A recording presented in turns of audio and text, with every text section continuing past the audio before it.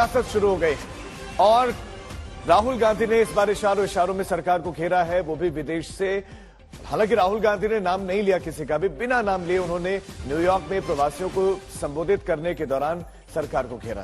उन्होंने कहा कि कांग्रेस के मंत्रियों ने कभी भी अपनी जिम्मेदारी से मुंह नहीं मोड़ा, लेकिन आज कोई सच स्वीकार करने के लिए तैयार नहीं है।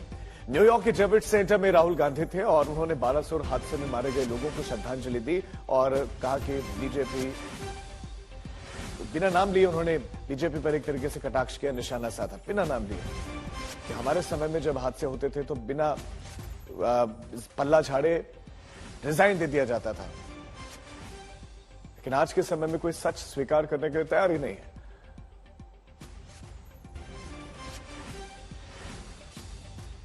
I remember a train accident when the Congress party was in power.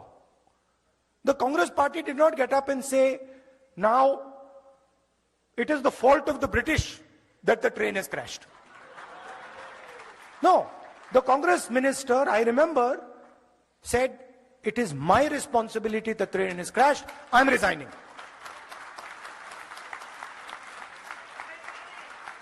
Right? So this is the problem that we have back home. That we make excuses and we are not accepting the reality we're faced with.